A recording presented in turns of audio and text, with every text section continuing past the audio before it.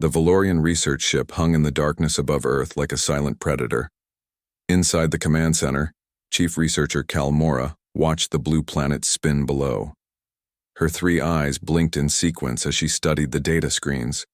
For 40 years, her people had observed these strange creatures called humans. For 40 years, they had found nothing impressive. Humans were weak. Their bodies broke easily. They needed specific temperatures to survive. They ate constantly. They slept for hours every day. They cried when hurt. They formed attachments to anything that moved. The Valorian Empire had conquered 12 star systems by being strong, cold, and logical. Humans were none of these things. They are too soft, Kalmora announced to the Science Council. Too emotional, too dependent on others. They will never survive in the real galaxy. The council members nodded their agreement. They had seen the reports. Human children were especially helpless. They could not walk for a full year after birth. They could not feed themselves. They could not defend against any threat. Other species in the galaxy had young that could run within hours, hunt within weeks, survive alone within months. Human children needed years of constant care. I propose a final test, Kalmora said. Her voice was calm, but her proposal was not. We take their young. We place them in the most dangerous environments we control. When they die quickly, we will have proof that humanity is not worth our attention. She called it the Culling Protocol. The council approved it in secret. No other species would know. If the humans complained about missing children, the Valorians would simply deny knowledge. It was perfect. The raids happened on the same night across 5 human colonies. Valorian stealth teams moved through sleeping homes like ghosts. They took 12 children ranging from age 4 to 9. The teams were efficient. The parents woke to empty beds and no answers. 7-year-old Tai-Ho was taken from New Seoul Station while his parents slept in the next room. He had been dreaming about the stars. Now he woke in a cold metal room that smelled wrong. He called for his mother, but nobody came. 5-year-old Hana clutched her stuffed rabbit as rough hands carried her to a ship. She did not understand what was happening. She asked questions, but the aliens did not answer. They did not even look at her. 9-year-old Dongwu fought. He bit and kicked and screamed until his voice went hoarse. The Valorians simply held him tighter. His struggles meant nothing to them. 6-year-old Ji-sun did not cry or fight. She watched everything with dark, careful eyes. She noticed which doors opened, which buttons the aliens pushed, which sounds meant the ship was moving. Even at 6 years old, Ji-sun was always watching, always learning. The 12 children were kept separated. Each traveled in their own small cell toward their own designated death world. Kalmora had chosen the locations carefully. Each environment matched a different kind of death. Ice worlds, jungle worlds, desert worlds, ocean worlds, worlds filled with predators that killed quickly. Tai-Ho would go to Valtor 6, an ice moon where the temperature never rose above freezing. The dominant species there were Rikar beasts, massive 6-legged predators with crystalline teeth that could bite through starship hulls. Nothing survived on Valtor 6 except the Rikars. A human child would freeze in hours. Hana would be dropped on Varnash, a jungle planet controlled by the Singing Terrors. These pack hunters used ultrasonic frequencies to liquefy the internal organs of their prey. The frequency was specifically fatal to mammals. A human child would die screaming. Dongwu would face the shadow fangs of Terminus, a hive mind species that hunted in absolute darkness. They could sense fear like blood in water. A frightened child would draw them like a beacon. Ji-sun would be placed in the territory of void stalkers, the galaxy's most efficient predator species. They hunted alone, killed silently, and never failed. The Valorians considered them the perfect assassins. A small human would not even see death coming. The other 8 children faced similar fates across 8 different worlds. Each location was chosen to guarantee death. Each predator species was known for being absolutely lethal. Kalmora prepared her observation stations. Cameras and sensors were positioned to record everything. She wanted documentation of every moment. When the human children died, She would show the footage to the Galactic Council. She would prove humanity's weakness with undeniable evidence. The drops began at dawn on each respective world. The Valorian ships did not land. They simply opened their cargo doors and let the children fall. Some landed in snow. Some landed in mud. Some landed on hard ground. All landed alone. Tae-ho hit the ice of Valtor 6 hard enough to knock the wind from his lungs. The cold wrapped around him immediately, biting through his thin clothes. He had been wearing pajamas when they took him. The pajamas were not made for ice moons. He could see his breath in white clouds. His fingers started to go numb. Around him stretched an endless landscape of blue-white ice and dark rock. The sky above was the wrong color, filled with unfamiliar stars. There were no buildings, no people, no help, just cold and silence. In the distance, something howled. Back on the observation ship, Kalmora activated all monitoring systems. 12. Screen showed 12 children in 12 deadly environments. She settled into her chair with satisfaction. The experiment had begun. She gave the human children perhaps 2 days to live. Some might die faster. She prepared her report notes. She would document the time of each death, the cause, the proof of human inadequacy. The Galactic Council would finally understand. Humans were too weak for space, too soft for survival, too emotional for the harsh reality of the universe. On screen 1, young Tae-ho struggled to his feet in the snow. He was shaking from cold. His lips were turning blue. He looked around with wide, frightened eyes. Then the Rikar beasts appeared on the horizon. Kalmora leaned forward. This would be quick. Rikars did not play with their food, but something happened that she did not expect. Something small but significant. When Tae-ho saw the massive predators approaching, he did not run. He could not run. He was too cold, too small, too slow. Instead, he did something that would change everything. He started walking toward them. Kalmora blinked all 3 eyes in confusion. Was the human child so stupid that he did not recognize danger? Or was he so cold that his brain was already shutting down? She did not know it yet, but she had just made the biggest mistake in Valorian history. She had not tested human weakness. She had tested human strength. And the strength of humans was not in their bodies. It was in something far more dangerous. It was in their stubborn, impossible, unreasonable refusal to die alone. The Rikar matriarch was old. She had survived 20 winters on Valtor 6, which was ancient for her species. She had raised 11 litters of cubs. She knew every sound the ice made, every scent that meant danger, every movement that meant prey. But she had never encountered anything like the small creature walking toward her through the snow. It was tiny. It moved on only 2 legs, which seemed unstable and inefficient. It had no fur, no claws, no natural protection against the cold. It should have been dead already. Yet it was walking toward her pack with steady determination. The matriarch growled a warning. Her 5 pack members spread out, preparing to attack if needed. But something stopped her from giving the kill command. The small creature smelled wrong. Not like prey, not like danger, like something else entirely. Tae-ho's whole body was shaking. He could not feel his toes anymore. His teeth chattered so hard it hurt his jaw. But he kept walking toward the huge beasts because stopping meant sitting down, and sitting down meant giving up, and his mother always said, "Never give up." He did not know these were called Rikar beasts. He just saw big animals that probably knew where to find shelter from the cold. Maybe they had a cave. Maybe if he followed them, he could find somewhere warm. When he got close enough to see their crystalline teeth, each one longer than his hand, survival instinct finally screamed at him to run. But his legs would not obey. He was too cold. Instead, he stumbled and fell face first into the snow. This was it.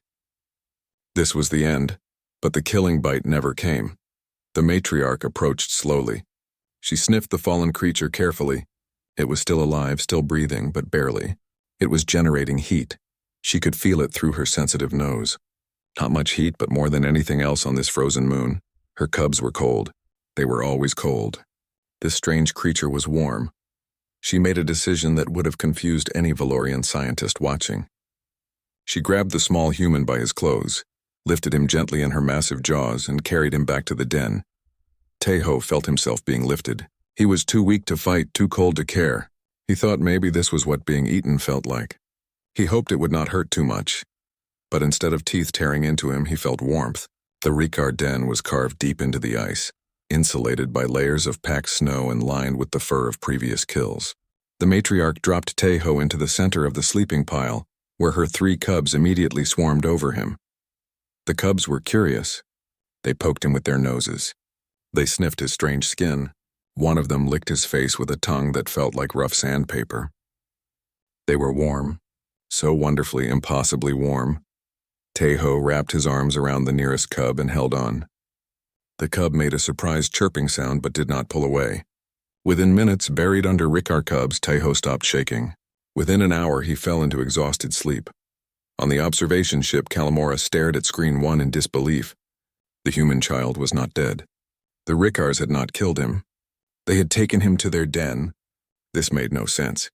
Ricards were pure predators. They did not adopt. They did not nurture anything except their own young. A temporary anomaly, she said to her assistant. The matriarch is confused.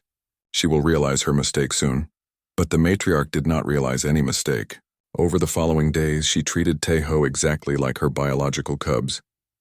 When she returned from hunts, she regurgitated food for all of them equally. When danger approached, she defended all of them with the same ferocity. When they played, Teho was included in the pile. Teho learned quickly. He had to. The cubs were learning to hunt, and if he could not keep up, he would be left behind. He watched how they moved across the ice without slipping. He copied their low crouch when stalking prey. He learned their growls and chirps and body language. His human brain, flexible and adaptive, began making connections. When the matriarch made a certain sound, it meant danger. When she made another sound, it meant food. When the cubs wrestled, the one who exposed their belly was surrendering. Teho could not make the same sounds with his human throat, but he could approximate them. He could participate. 3 weeks after his arrival, Teho went on his first hunt. He could not run as fast as the Ricard cubs. His teeth could not pierce thick hide. His claws, well, he had no claws. But his human hands could do something the Ricards could not. They could pick up rocks. They could throw them with surprising accuracy. When the pack surrounded a small ice burrower, Teho threw a rock that struck the prey's head, stunning it long enough for the cubs to make their kill. The matriarch looked at him with what might have been approval. That night, Teho earned his full share of meat. On Varnash, little Hana was experiencing her own impossible survival. The singing terrors had found her within the first hour. Their scout had approached, ready to deliver the killing frequency.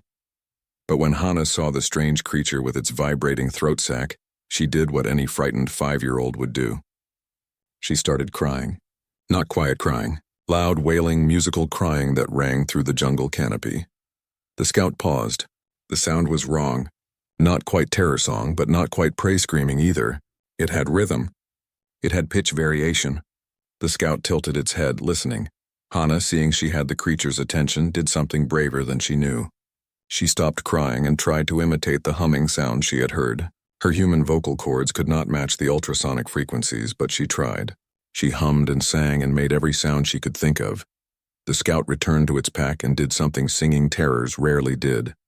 It did not kill immediately, it waited. It brought the pack alpha to hear this strange cub that tried to sing.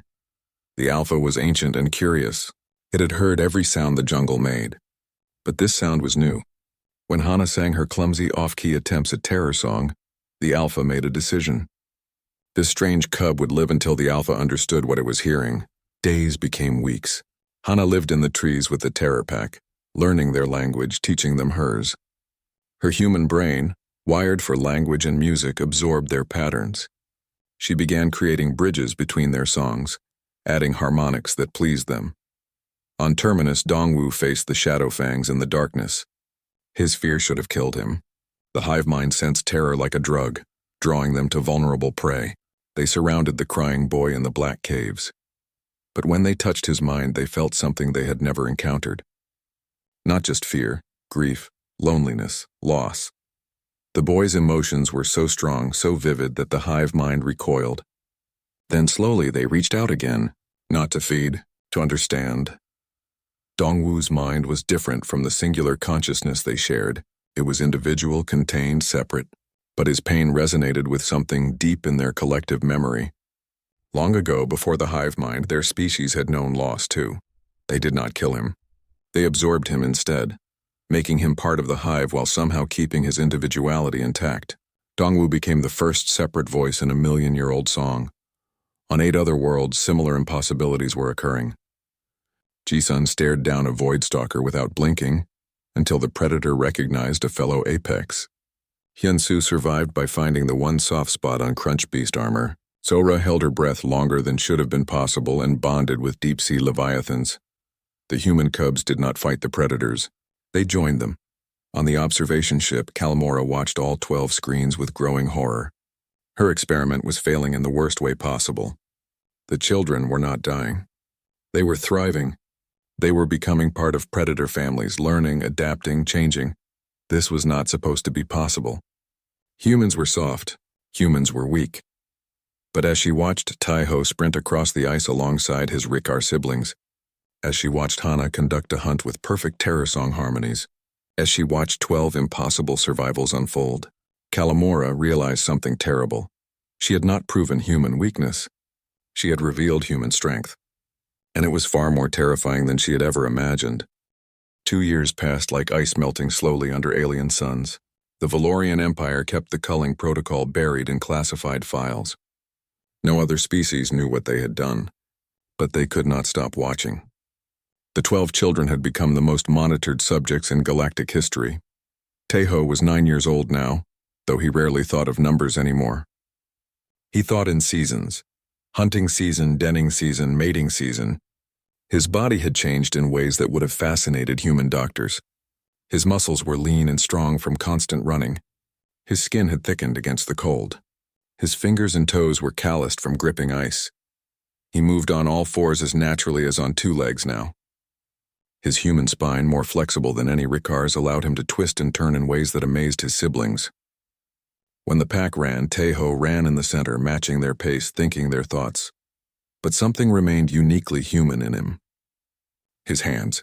His clever, useful, wonderful hands that could do things Riccar paws could never manage. He had built his first tool in the 3rd month, a simple club made from frozen bone.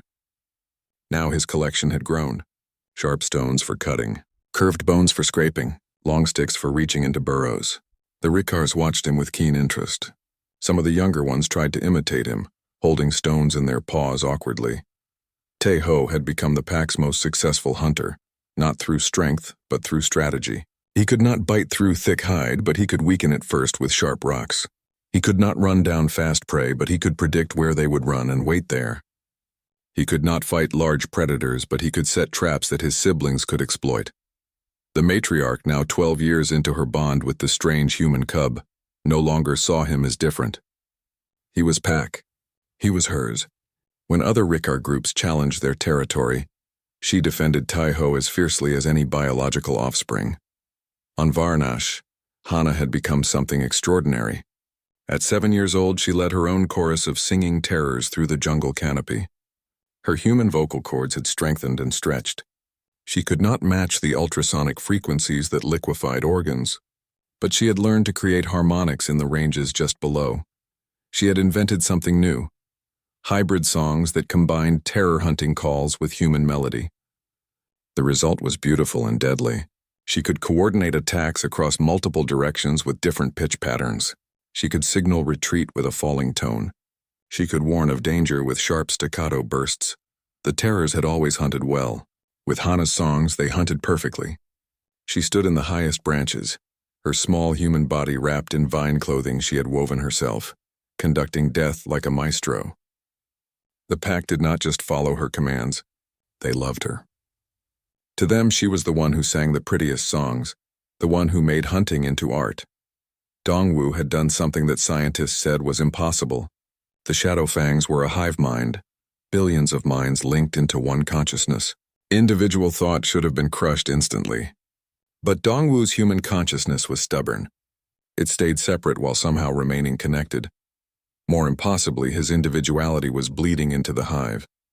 Certain Shadow Fangs near him began showing preferences. One liked to hunt in the upper caves. Another preferred the deeper tunnels. These were not hive decisions. These were individual choices. The hive mind, ancient and vast, found itself changing. Dongwu was teaching them something they had never known, the concept of I versus we. Some of the Shadow Fangs were becoming individuals while remaining part of the collective. It was evolution happening in real time, guided by an 11-year-old boy who just wanted friends who understood loneliness. Ji-sun, the smallest of the original 12, commanded the most feared predators in the galaxy. The Void Stalkers were perfect killing machines, silent, invisible, absolutely lethal. They hunted alone by nature, coming together only to mate. They answered to no one, except they answered to Ji-sun. At 8 years old, she had become their alpha through sheer force of will. She could not overpower them physically. She could not outhunt them, but she could outthink them. Her human brain could see patterns they missed, predict movements they did not anticipate, plan strategies they had never considered. When Ji-sun pointed, her Void Stalkers went. When she made a specific hand signal, they attacked. When she stood still, they vanished into shadow and waited. She had turned solitary assassins into a coordinated pack, and they followed her because they recognized something in her small human body, the mind of an apex predator. The other 8 children showed similar patterns. Hyunsu rode the armored crunch beasts of Dracor Prime like a general commanding tanks. At 10 years old, he had learned to read their simple thoughts, guide their charges, turn their defensive instincts into offensive weapons. His beasts wore decorations he had painted on their shells, the first art their species had ever known. Sora swam with the leviathans in the warm blood seas of Oceanus 9. She had learned to hold her breath for 10 minutes, to read the currents by feel, to communicate through touch and pressure. The leviathans, massive and ancient, treated the 8-year-old girl as one of their calves. She had taught them games. They had taught her to sing underwater. Minki ran with the storm wolves across Tesla's world, where lightning struck constantly, and the very air crackled with electricity. His human body had adapted in strange ways. His hair stood permanently on end. His nervous system had learned to channel small amounts of electrical current without damage. The wolves, who hunted by sensing electrical fields, could sense him like one of their own. Across 12 worlds, 12 children were not just surviving, they were thriving. They were changing their predator families, teaching them things their species had never known. Tool use, art, individual thought, strategy beyond instinct. The Valorian researchers watched with mounting dread. This was not natural. This should not be possible. Predator species were supposed to be locked into their evolutionary paths. They did not change this quickly. They did not learn from prey, but the children were not prey. That was the problem. The children had never been prey. Kalmora reviewed the data for the 1,000th time, looking for some explanation. Human children were helpless. Human children needed years of care. Human children should have died immediately in these environments. But human children had one evolutionary advantage that the Valorians had not understood. When faced with danger, when confronted with certain death, when dropped into impossible situations, human children did not give up. They adapted. More than that, they bonded. They loved. They trusted. And somehow, impossibly, they made the universe love them back. On screen 1, Tai-Ho shared meat with his Riccar siblings, using his clever hands to cut portions more efficiently than teeth could tear. On screen 2, Hana composed a new song while her terrors listened with rapt attention. On screen 3, Dongwu meditated in the darkness, his individual thoughts rippling through the hive mind like stones in water. 12 screens showing 12 impossible children doing impossible things. Kalmora knew she should terminate the experiment. She should retrieve the children, separate them from their predator families, try to undo the damage. But she had seen what happened when retrieval was attempted. 3 times they had sent teams. 3 times the teams had died, torn apart by predators defending their human cubs. The children did not want to be rescued. The predators would not allow it. And more troubling, some of the children had started teaching their predator families to use basic tools. If this continued, if the children reached adulthood still bonded to these creatures, still teaching them, still uplifting them, Kalmora did not want to think about what would happen then. A raker with tool use, a singing terror with strategic thinking, a shadow fang with individual creativity, a void stalker that could plan coordinated attacks. The galaxy's deadliest predators enhanced with human intelligence, led by humans who commanded their absolute loyalty. She had not proven humanity weak. She had created something that might one day threaten every species in the galaxy, including her own. The Valorian Science Council met in emergency session. They had a decision to make: try to undo what they had done or let it continue and see what evolved. Neither option was good. Both were terrifying. On Valtor 6, Tejo taught his youngest Ricard sibling how to use a stone to crack open thick shells. The cub watched with bright eyes, trying to imitate the movement. On Varnash, Hana sang a new song she had composed, one that made her terrors sway in something that looked almost like dancing. In the darkness of Terminus, Dongwu whispered to the hive mind about dreams, and for the first time in their species' history, individual Shadowfangs began to dream their own dreams. The children were growing, the predators were changing, and the galaxy would never be the same. The secret broke like a dam bursting. A junior Valorian technician named Drelnak could not sleep anymore. Every night he saw the faces of 12 human children on his screens. Every night he remembered they had been stolen, abandoned, left to die.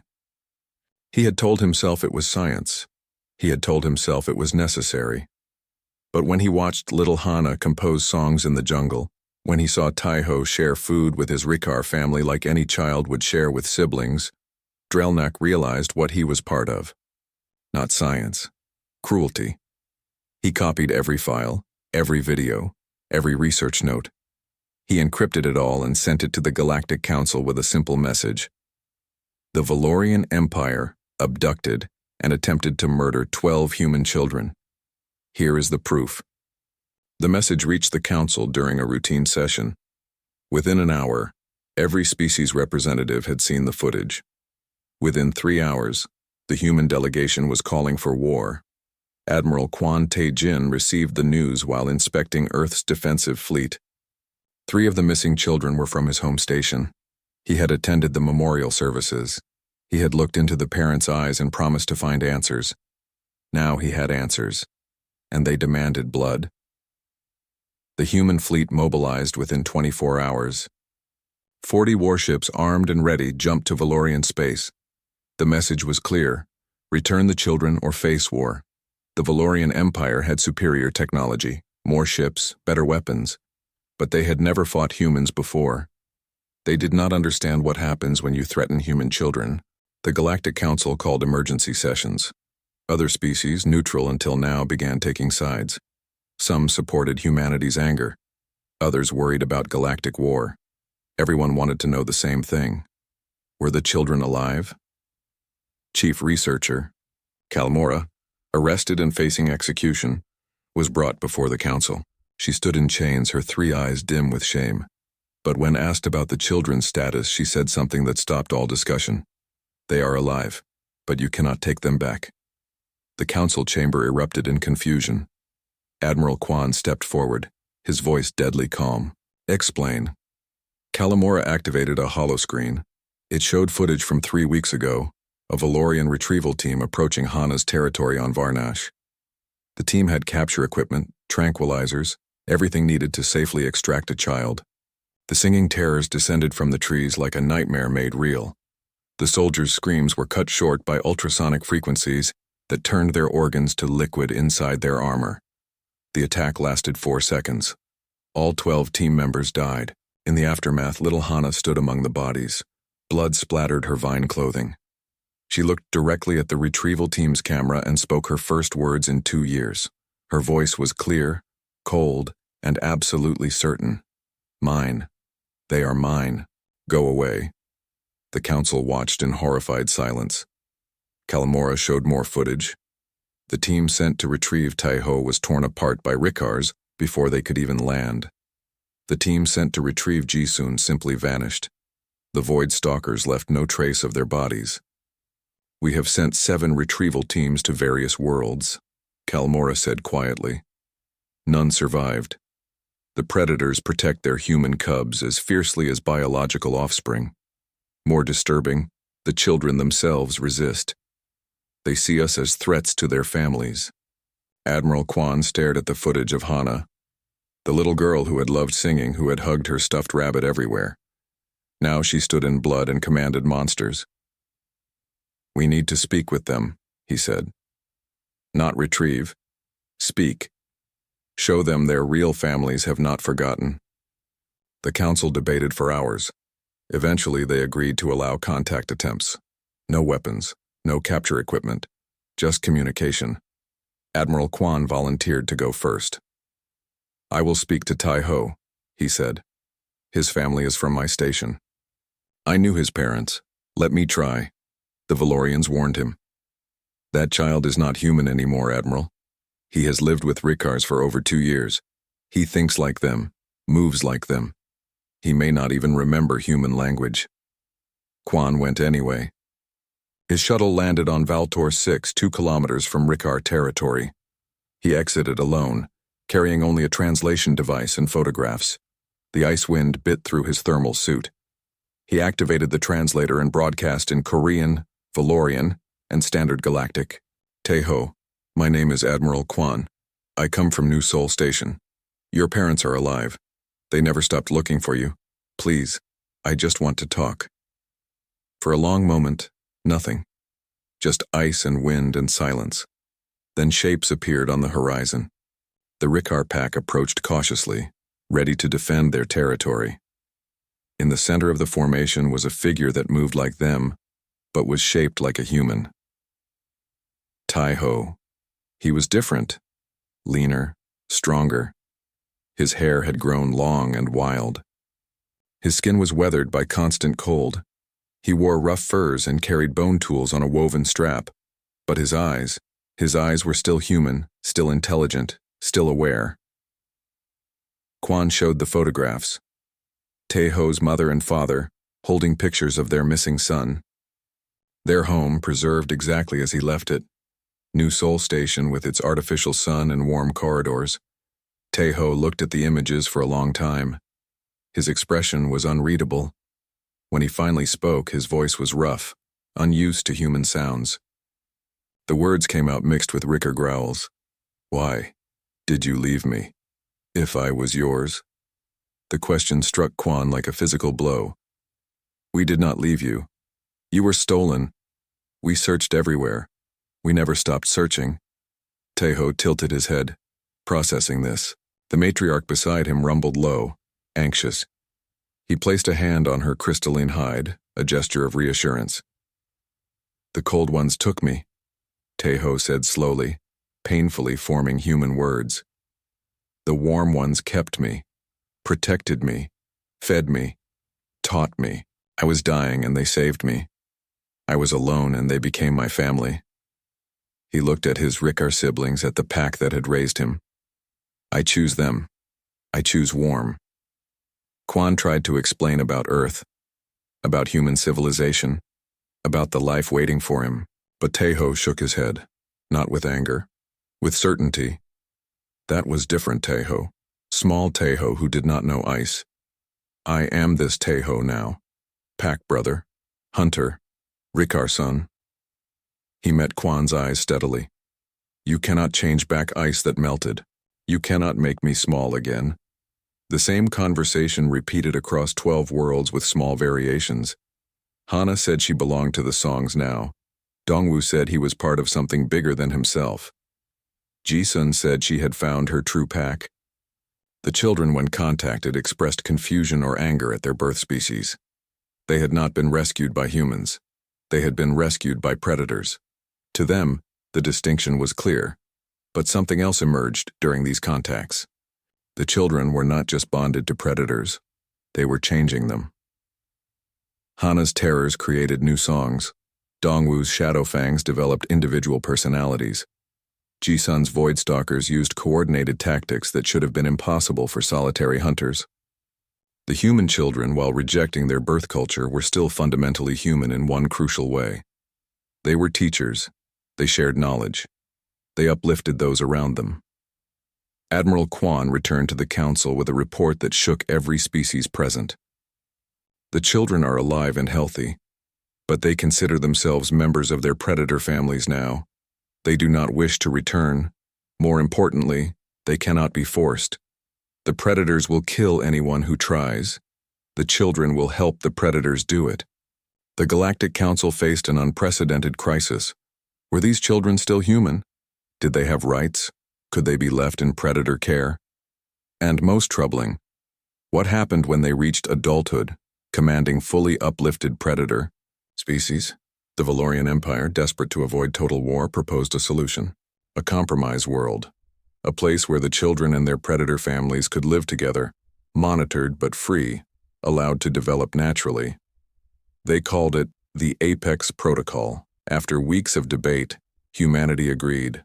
It hurt to agree. Parents wanted their children home. But the evidence was undeniable. The children had new homes now, new families. Trying to force them back would only cause death and suffering. Planet Kairos 11 was selected. Varied biomes, abundant resources, far from major trade routes, the perfect sanctuary. One by one, the children and their predator families were transported. Teho and his Rikar pack claimed the northern ice fields. Hana and her singing terrors took the jungle canopy. Ji-sun and her void stalkers disappeared into the shadow forests. The other children spread across Kairos 11, creating territories that would have killed each other if not for the human influence. Because the children, raised by predators but still human in their hearts, did one more impossible thing. They made peace between apex predators. 5 years after the Apex Protocol began, the Galactic Council permitted the first diplomatic visit to Kairos 11. The team consisted of representatives from 6 species, including 2 humans. They came with cameras, recording equipment, and deep uncertainty about what they would find.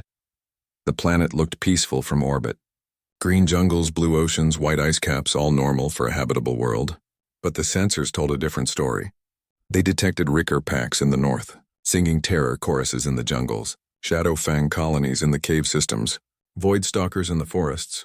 Species that should have been killing each other coexisted across overlapping territories. The diplomatic shuttle landed in a cleared meadow that served as neutral ground.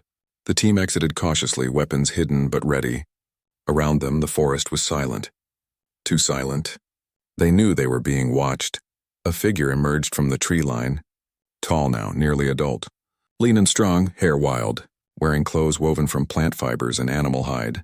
Behind this figure, shadows moved, void stalkers nearly invisible in the dappled sunlight. It was Ji-sun, 14 years old now, and the alpha of the most feared predators in the galaxy. She approached without hesitation, her void stalkers flowing around her like living darkness. When she spoke, her Korean was perfect, though her voice carried an edge that made every team member's instincts scream danger. "Welcome to Kairos 11, we have been expecting you." More figures appeared. Teho from the north, his Rikar siblings flanking him. Hana from the jungle canopy, her singing terrors creating a low harmonic hum. Dongwu from the caves, surrounded by shadow fangs that moved with unsettling coordination. The others followed. 12 children, now teenagers, each commanding predator families that should not be working together. The human diplomat, a woman named Ambassador Lee, stepped forward. She had known some of these children's parents. She had helped with the search efforts. Seeing them alive, healthy, and so fundamentally changed nearly broke her composure. "We came to check on your well-being," she said carefully. "Your families want to know you are safe and happy," Taiho answered, his voice mixing Korean words with Rikar inflections. "We are safe. We are happy. Tell our birth parents we remember them. We carry their love, but we cannot be what we were." Ambassador Lee looked around at the impossible gathering, predator species that should be killing each other, standing peacefully because 12 human children commanded them. "What are you then? What have you become?" It was Ji-sun who answered, and her words would later be repeated across every civilized world in the galaxy. "We are what humans become when you drop us in impossible places and expect us to die. We adapt, we bond, we survive. We love what should kill us and somehow make it family." She gestured to the predators around them, to the peaceful coexistence that should not exist. The galaxy thought humans were too weak, too soft, too emotional. The Valorians tried to prove it by leaving us to die. They did not understand that our weakness is our strength. Hana stepped forward, her voice carrying the melodic quality of someone who lived in song. "We form bonds with anything. We trust what wants to eat us. We see family where others see monsters. That is not weakness. That is power. The diplomatic team was given a tour of Kairos 11 over 3 days. What they saw would change galactic understanding of humanity forever. In the northern territories, they watched Tai Ho and his Riccar pack work together, with a coordination that seemed impossible. The Riccars used tools now, simple ones but tools nonetheless. They planned hunts with strategy beyond instinct. When questioned, Tai Ho explained that he taught them and they taught him. Both species were better for it. In the jungles, Hana conducted a hunting song that coordinated terror attacks across 5 kilometers with perfect timing. But more impressive was what came after, the terrors gathering to create pure music, songs with no purpose except beauty, art, expression, things predators were not supposed to understand. In the cave systems, Dongwu showed them the Shadowfang colony, and the diplomats struggled to comprehend what they were seeing. Individual Shadowfangs with names, with preferences, with personalities. The hive mind still existed, but now it was more like a network of individuals choosing to connect rather than a single consciousness consuming all. They are evolving in real time, Dongwu explained. Because of me, they learned what it means to be an individual. Because of them, I learned what it means to be part of something greater. We complete each other. In the shadow forests, Ji-sun demonstrated her Voidstalker pack's capabilities. She gave a series of hand signals and the pack executed a complex coordinated maneuver that would have been impossible for solitary hunters. Then she did something that made every diplomat's blood run cold. She introduced them to the young Voidstalkers born on Kairos 11, the ones who had never known life without human guidance. These predators played with each other like siblings. They showed curiosity instead of pure hunting instinct.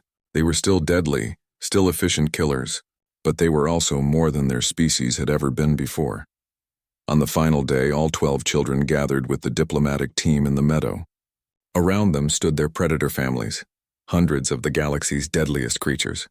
Peaceful because 12 human teenagers asked them to be. Ambassador Lee asked the question every species wanted answered. What happens next? What do you want for your future? The children looked at each other. They had discussed this among themselves many times. Taeho spoke first. We want recognition.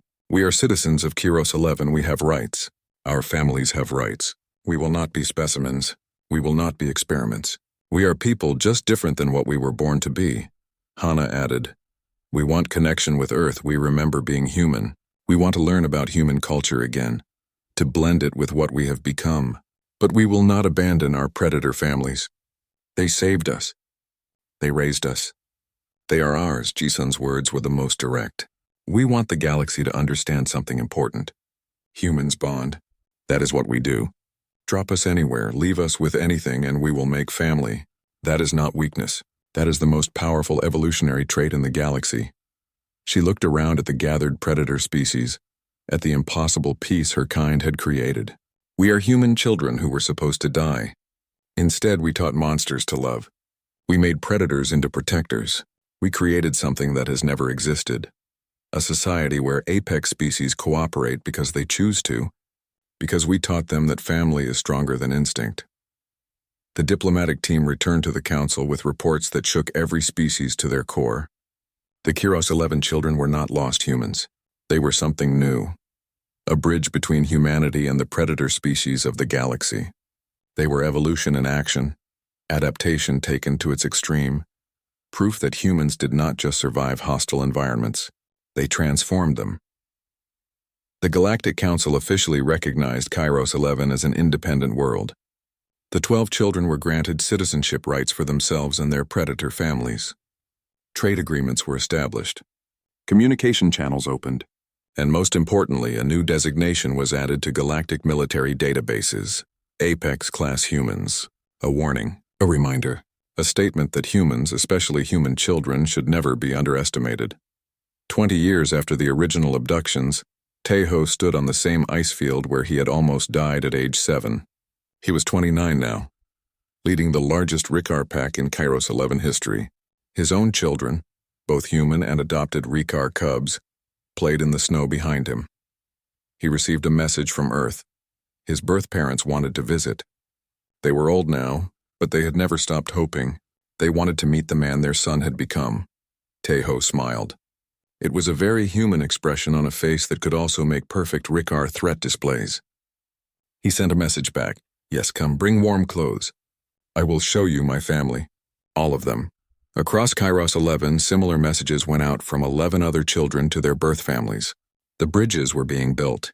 Human culture was blending with predator instinct. Something entirely new was growing on this world. And the galaxy watched with careful respect because they had learned the lesson too late. Humans might seem weak. They might seem too soft, too emotional, too trusting. But drop human children among predators and they will do something no other species can imagine. They will make the predators family. They will teach monsters to love. They will transform death into home. The Valorians had tried to prove humanity's weakness. Instead, they had revealed humanity's greatest strength, and the galaxy would never make that mistake again. On Kairos 11 in 12 different territories, human voices called to predator families. The calls were answered with roars and songs and growls and movements that meant love in languages the galaxy was only beginning to understand. The children of Kairos 11 had survived. They had adapted. They had won, and they had done it the most human way possible, by loving the impossible until it loved them back.